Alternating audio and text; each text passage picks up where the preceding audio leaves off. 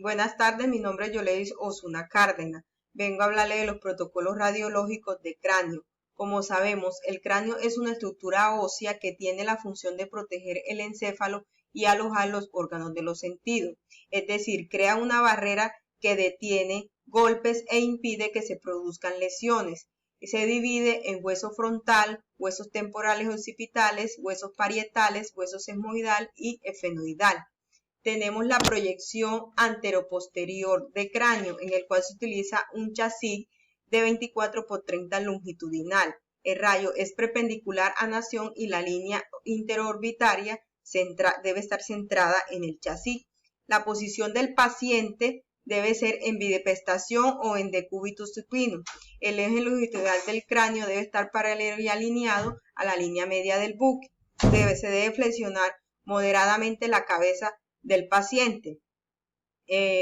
Las patologías que encontramos son lesión de cráneo, fractura ósea, hematomas, tumores o sangrado.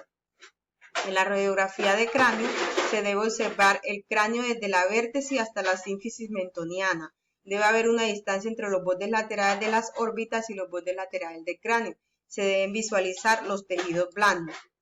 Tenemos la proyección lateral de cráneo, en el cual se utiliza un chasis de 24 por 30 apaisado.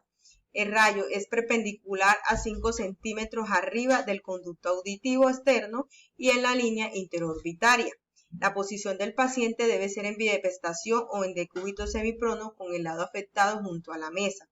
El plano sagital del cráneo debe ser paralelo con el buquimural y la línea interpupilar y se extiende la cara moderadamente para evitar superposición. En la radiografía se deben observar claramente el cráneo de perfil, la silla turca sin rotación, los rebordes laterales orbitarios superpuestos y las ramas mandibulares superpuestas. Tenemos la proyección axial-otone de cráneo, en el cual se utiliza un chasis de 24 por 30 longitudinal. El rayo central es perpendicular a nación y a la línea interorbitaria centrado en el chasis. La posición del paciente debe ser en decúbito supino. La cabeza debe estar apoyada sobre el buquimural, cuello y barbilla en hiperextensión hasta que la línea orbitometal sea perpendicular a la mesa, brazos estirados y pegados hacia el cuerpo. En la radiografía se deben ver claramente la distancia entre los bordes laterales del agujero occipital, el borde lateral del cráneo, debe ser simétrica en ambos lados y los arcos cigomáticos por fuera de las ramas mandibulares sin superposición. Muchas gracias.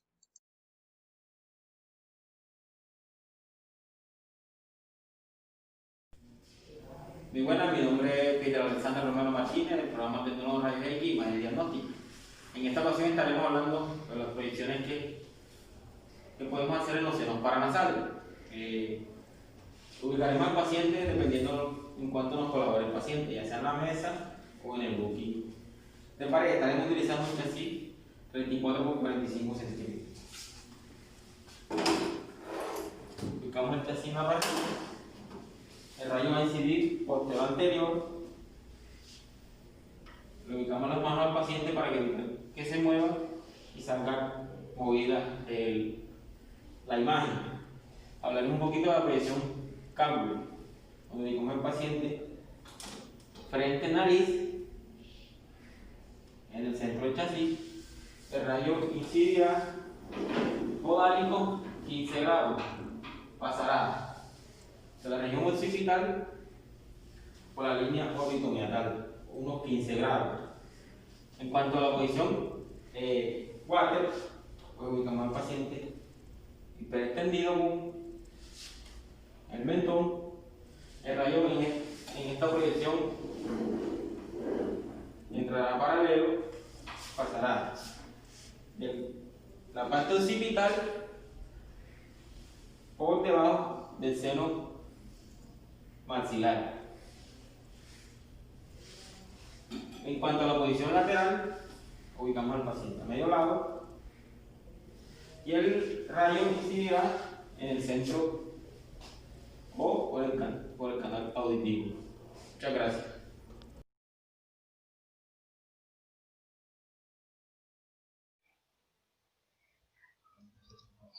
Buenas tutores y compañeros, mi nombre es Ender Suárez Martínez, actualmente estoy matriculado en el CAT Corozal en el programa de Tecnología en Radiología e Imágenes Diagnósticas. A continuación voy a hablarles acerca de los rayos X de órbitas. Tenemos en primer instante lo que es la proyección axial PA. Para esta proyección vamos a utilizar un chasis de 8 por 10 pulgadas. La ubicación de este chasis va de forma transversal. El rayo central en esta proyección incide con una angulación de caudal de 20 a 25 grados para que salga por el nación. En cuanto a la posición del paciente, este puede estar ubicado en bipedestación, sentado o de cúbito prono. El eje longitudinal medio del paciente debe estar paralelo y alineado a la línea media de la mesa o al eje vertical del buquis mural. Las manos del paciente deben de estar a la altura de la cabeza, apoyando la parte palmar sobre la superficie de la mesa o la superficie del buquis mural. En cuanto a la proyección estructural, el eje longitudinal medio de la cabeza debe estar también alineado a la línea media de la mesa o al eje vertical del buquis mural en dirección a la placa, ¿sí?